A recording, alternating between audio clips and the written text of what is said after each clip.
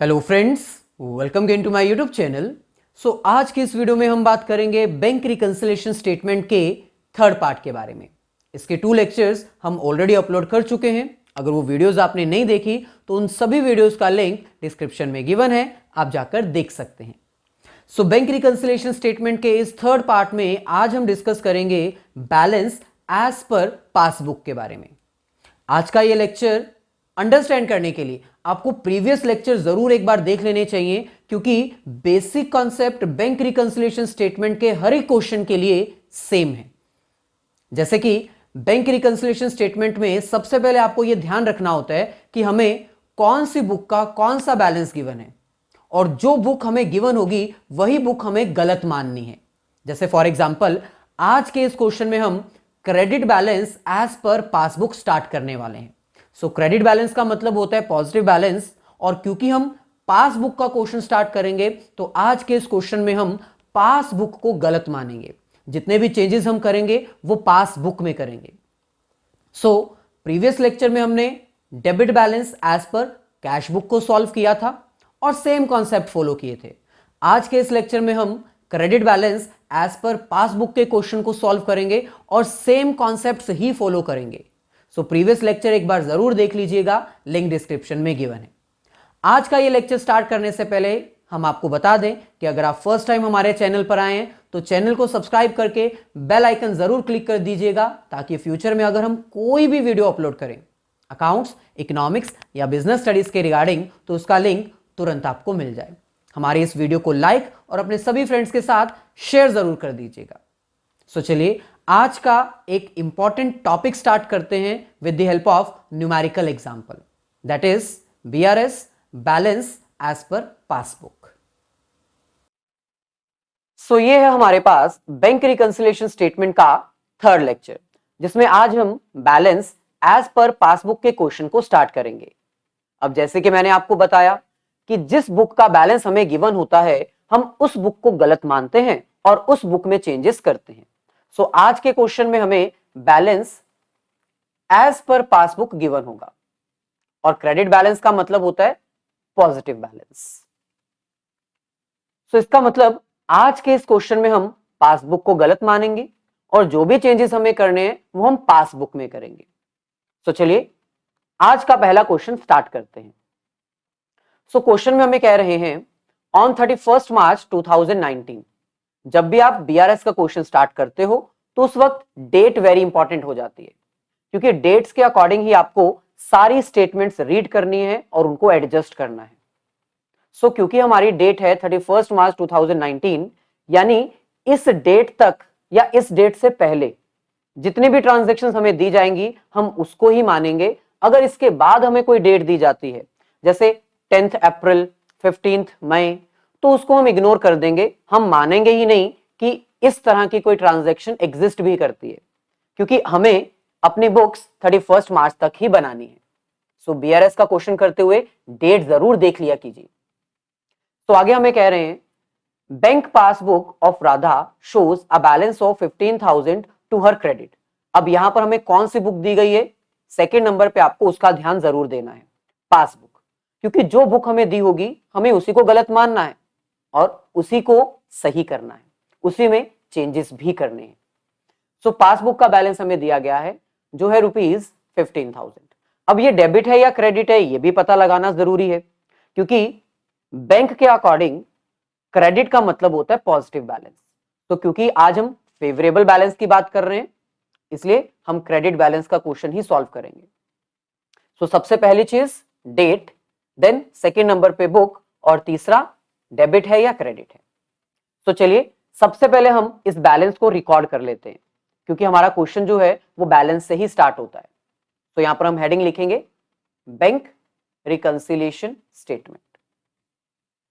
First entry हमारे पास आएगी जो हम बैलेंस रिकॉर्ड करना चाहते हैं। यहां पर हम लिखेंगे क्रेडिट बैलेंस,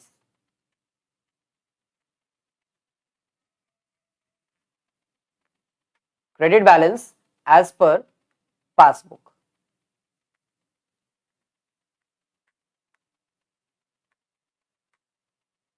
इसको हम डायरेक्टली अमाउंट में रिकॉर्ड कर सकते हैं।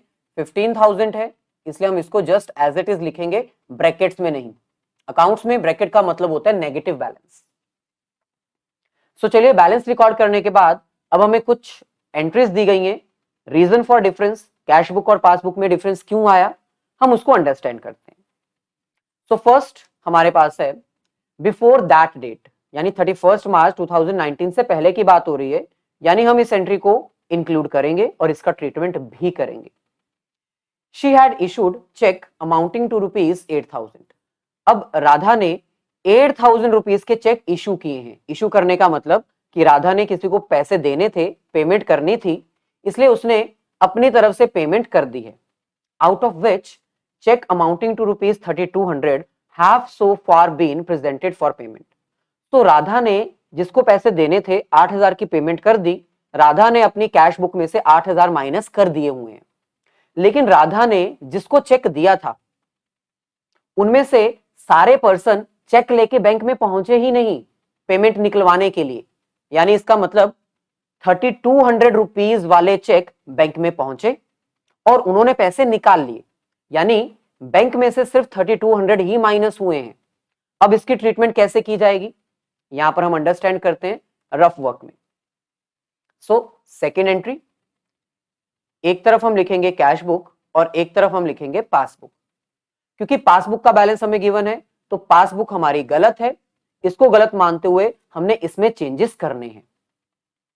सो क्वेश्चन में हमें कह रहे हैं कि 8,000 की पेमेंट के लिए राधा ने चेक इशू कर दिए, लेकिन बैंक में 3,200 की पेमेंट ही डिडक्ट हुई है।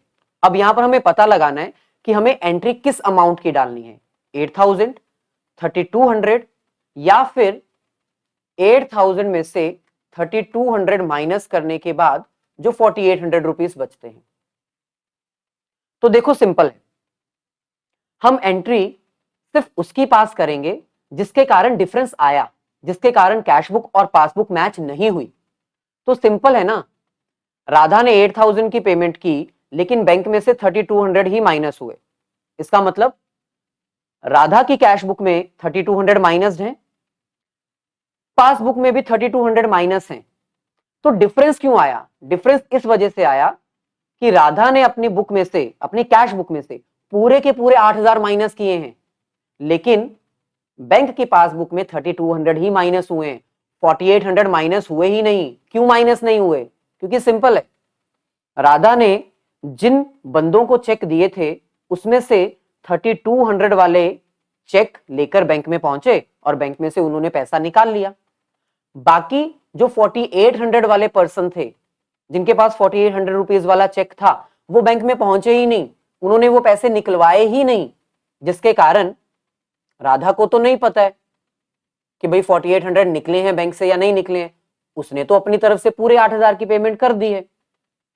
इसका मतलब राधा ने अपनी कैश बुक में 3,200 भी माइनस कर दिया है और 4,800 भी माइनस कर दिया है, जबकि बैंक में सिर्फ 3,200 ही माइनस है। जो 4,800 वाले पर्सन थे जिनके पास 4,800 का चेक था वो बैंक में चेक लेके पहुंचे नहीं, जिसके कारण बैंक में से वो अमाउंट डिडक्ट हुई ही नहीं। अब डिफरेंस क्यों आया, कैश बुक में और पासबुक में डिफरेंस क्यों आया, क्या 3,200 के कारण डिफरेंस आया, नहीं, तो इसकी एंट्री तो पास नहीं की जाएगी, हम पास करेंगे इसकी एंट्री। तो राधा ने अपनी कैश बुक में से 4,800 माइनस कर दिया हुआ है, जबकि पासबुक में वो माइनस नहीं है क्योंकि बैंक के पास वो चेक पहुंचे ही नहीं।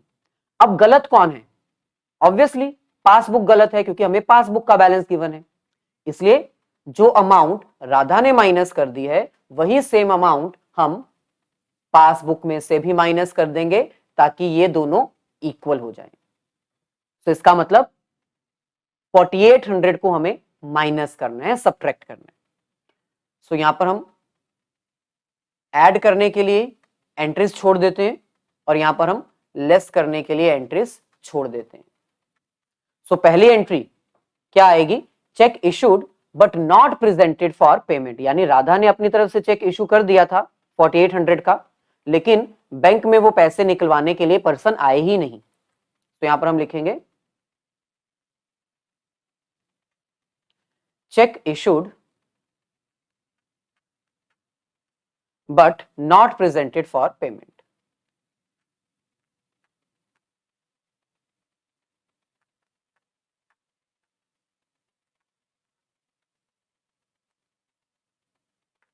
सो अमाउंट हमारे पास आएगी 4800, 8000 भी नहीं, 3200 भी नहीं। क्यों नहीं आई, आपको रीजन क्लियर हो चुका है। अगर नहीं हुआ तो वीडियो को रिवाइंड करके देख लीजिए, क्लैरिटी मिल जाएगी। चलिए अब आगे बढ़ते हैं। थर्ड एंट्री हमारे पास है, a cheque of ₹2200 deposited by her into the bank on 26 March 2019। तो जैसे कि मैंने कहा था, डेट वेरी इंपॉर्टेंट है। तो यहां पर हमें कह रहे हैं राधा ने 2200 रुपीज के चेक बैंक में डिपॉजिट करवाए थे ताकि उसके अकाउंट में पैसे जमा हो जाएं। कब करवाए? 26 मार्च को। यानी ये एंट्री इग्नोर नहीं करनी है, रिकॉर्ड करनी है। But it is not yet credited in the passbook. भाई राधा ने अपनी तरफ से चेक बैंक में डिपॉजिट करवा दिया है, लेकिन बैंक वालों ने अभी तक उसके अकाउंट में अमाउंट क्रेडिट नहीं की। क्रेडिट मतलब प्लस नहीं की, क्योंकि बैंक वाले जब क्रेडिट करते हैं तो प्लस करते हैं।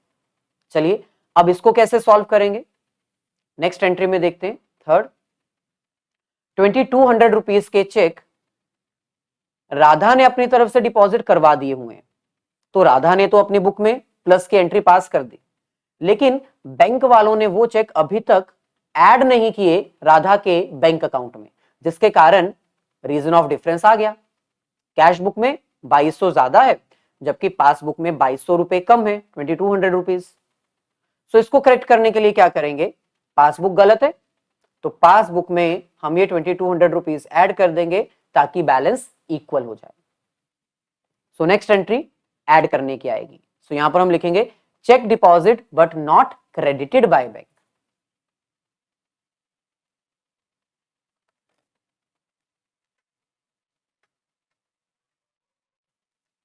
सो cheque deposited but not credited by bank, amount 2200। So सारी ही एंट्रीज आपको ऐसे ही रिकॉर्ड करनी है। बस इतना ध्यान रखिए, जो बुक दी गई है वो गलत है, उसमें चेंजेस करते जाओ।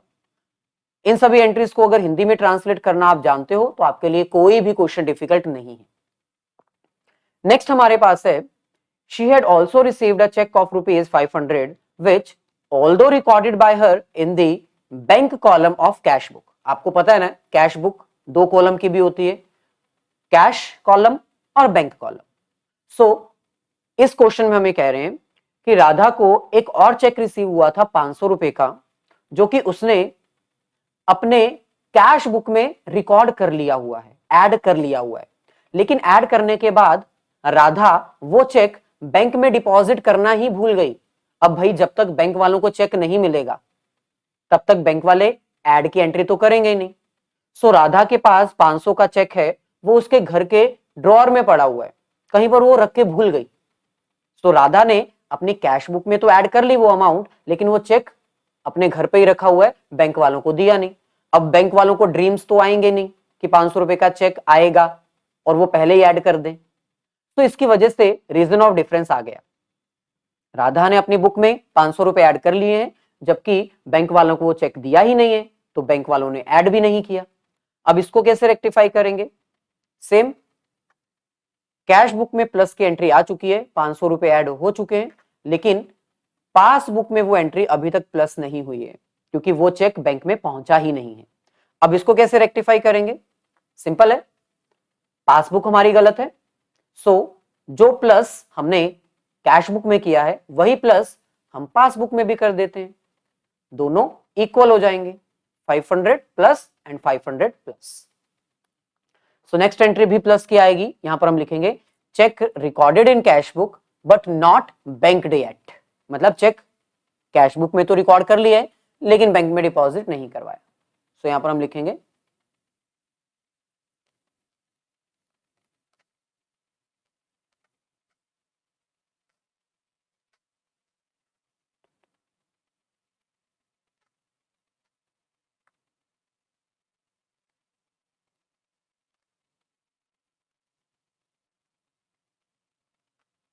सो cheque recorded in cash book but not deposited. Cheque हमने कैश बुक में तो रिकॉर्ड कर लिए लेकिन बैंक में डिपॉजिट ही नहीं करवाया, 500।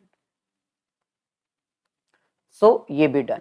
नेक्स्ट हमारे पास है ऑन 30 मार्च 2019। अब ये एक दिन पहले की एंट्री है, मैंने कहा था डेट को जरूर ध्यान रखना, अगर यही एंट्री 1 अप्रैल की होती तो हम इसको इग्नोर कर सकते थे। सो यहां पर हमें कह रहे हैं on 30 March 2019 a cheque of rupees 1570 received by her was paid into bank but the same was omitted to be recorded in the cash book। अब इसमें हमें क्या कह रहे हैं कि एक चेक 1570 रुपए का राधा ने बैंक में पेड कर दिया। अब पेड का मतलब इशू करना नहीं होता है, जब हम बैंक में पे करते हैं मतलब डिपॉजिट करवाते हैं। बहुत सारे स्टूडेंट्स इस पेड वर्ड से कंफ्यूज हो जाते हैं और वो इशू समझ लेते हैं और माइनस समझ लेते हैं। माइनस नहीं है ये, इशूड नहीं है ये, पेड इनटू बैंक। बैंक में पेड करना मतलब डिपॉजिट करवाना। तो 1570 रुपए का चेक राधा ने बैंक में डिपॉजिट करवा दिया है, अपनी तरफ से उसने बैंक में जाके चेक दे दिया है। लेकिन बैंक में चेक देने के बाद वो अपनी ही बुक में, कैश बुक में ही उसको ऐड करना भूल गई। कई बार होता है ना कि हम मार्केट जा रहे हैं तो हमारे पास एक चेक है तो हम चेक बैंक में लगा देते हैं और घर आते आते भूल जाते हैं कि हमने चेक बैंक को दिया है। तो यही राधा के साथ हुआ। राधा ने चेक बैंक वालों को दे दिया और बैंक वालों ने वो चेक बैंक अकाउंट में ऐड भी कर दिया। लेकिन जब राधा घर पहुंची तो वो अपनी बुक में चेक को ऐड करना भूल गई। अब इसको कैसे सॉल्व करेंगे, यहां पर हम करते हैं 5th। सो राधा ने एक चेक बैंक में डिपॉजिट करवाया 1570 का और बैंक ने उस चेक को ऐड भी कर दिया। लेकिन जब राधा घर पहुंची तो उसने ये 1570 रुपए का चेक अपनी बुक में ही रिकॉर्ड नहीं किया, कैश बुक में एंट्री पास की ही नहीं। लिखा हुआ है ना क्वेश्चन में, same was omitted to be recorded in the cash book. Cash book में वो रिकॉर्ड करना भूल गई, ओमिट मतलब भूल गई। तो अब गलत कौन है, गलती चाहे राधा से हुई है लेकिन हमें बैलेंस पासबुक का गिवन है, इसलिए हम पासबुक को गलत मानते हुए यहां पर भी वो सेम अमाउंट माइनस कर देंगे ताकि दोनों जगह इक्वल आ जाए। सो 1570 क्या होगा, माइनस, सबट्रैक्ट। सो यहां पर हम लिखेंगे cheque deposited in bank but not recorded in cash book.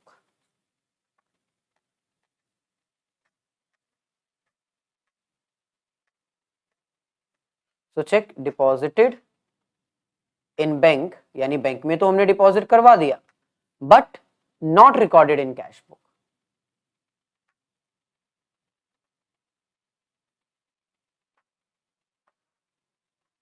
So 1570 यहां पर हो जाएगा minus.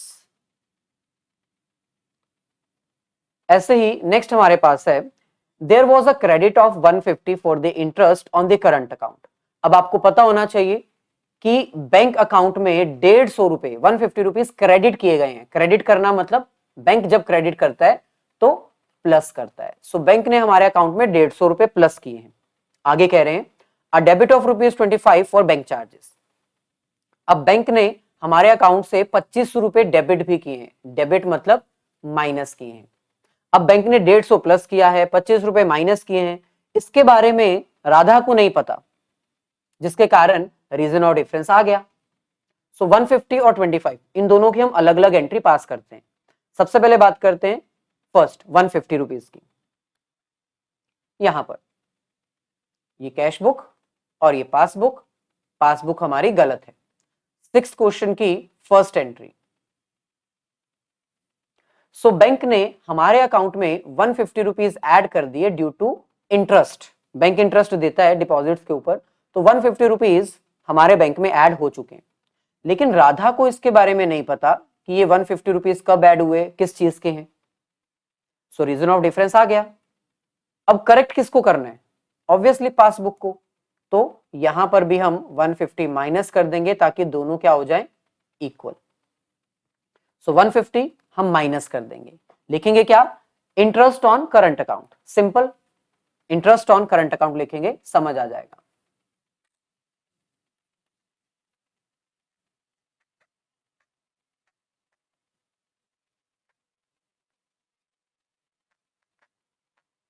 So interest on current account 150 rupees, ये भी हमारा हो गया माइनस।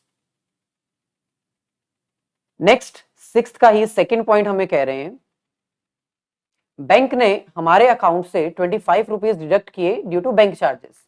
अब इसके बारे में राधा को नहीं पता कि ये किस चीज पे माइनस किए गए हैं, क्यों माइनस किए गए हैं और कब माइनस किए गए हैं, जिसकी वजह से कैश बुक प्लस में है लेकिन पासबुक माइनस में है। अब करेक्ट किसको करना है, अगेन पासबुक को, तो ये 25 रुपीज हम यहां पर भी प्लस कर देंगे। सो ऐड करने की एंट्री हम यहां पर पास कर लेते हैं, लिखेंगे क्या, बैंक चार्जेस बाय बैंक।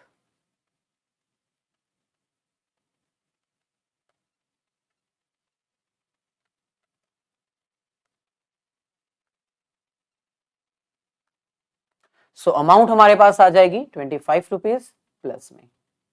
चलिए ऐसे ही अब एक लास्ट एंट्री हमारे पास है, bank records cash deposit of 25489 as rupees 25498। अब यहां पर हमें कह रहे हैं कि हमने बैंक में कैश डिपॉजिट करवाई थी 25,479 रुपए, 25,489 रुपीज, लेकिन बैंक ने उसको रिकॉर्ड कर दिया 25,498। बैंक ने उसको ज्यादा रिकॉर्ड कर दिया। अगर ज्यादा रिकॉर्ड किया है इसका मतलब हमारा बैंक अकाउंट प्लस में है और हम माइनस में है। लेकिन आगे कह रहे हैं the error was rectified by the bank on 31 मार्च 2019। अब डेट यहां पर भी इंपॉर्टेंट है, बैंक ने इस एंट्री को 30 मार्च 2019 को रेक्टिफाई कर दिया। डेट से पहले रेक्टिफिकेशन हो चुकी है। हाँ, अगर यहां पर लिखा होता this error was rectified by bank on 15 अप्रैल, तो 15 अप्रैल को रेक्टिफाई किया गया, मतलब रेक्टिफाई किया ही नहीं गया 31 मार्च तक। सो 31 मार्च से पहले रेक्टिफाई हो चुका है, कोई गलती है ही नहीं, तो इसकी एंट्री नहीं आएगी, क्योंकि रीजन ऑफ डिफरेंस जो है वो पहले ही रेक्टिफाई हो चुका है, करेक्ट हो चुका है, तो इसकी कोई एंट्री बचती ही नहीं। सो इस तरह से ये क्वेश्चन हमारा हो गया सॉल्व। अब फाइनली हमें फाइनल अमाउंट फाइंड आउट करनी है।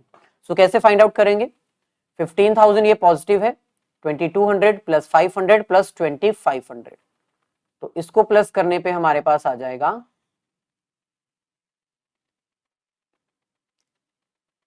2725। सो 15,000 प्लस 2725 ये आ जाएगा 17,725। लास्ट हमारे पास यहां पर माइनस में है, तो इसको माइनस माइनस प्लस होते हैं तो हम प्लस कर देंगे, 4800 प्लस 1570 प्लस 150, सो ये आएगा 6520। नेगेटिव में प्लस माइनस होता माइनस है, लेकिन बड़ी स्टेटमेंट पॉजिटिव में है और छोटी स्टेटमेंट माइनस में है, तो आंसर प्लस में ही आएगा, ये आएगा 11,205। सो फाइनली ये हमारे पास फाइनल आंसर आ चुका है, और इसको हम क्या लिखेंगे, debit balance as per cash book.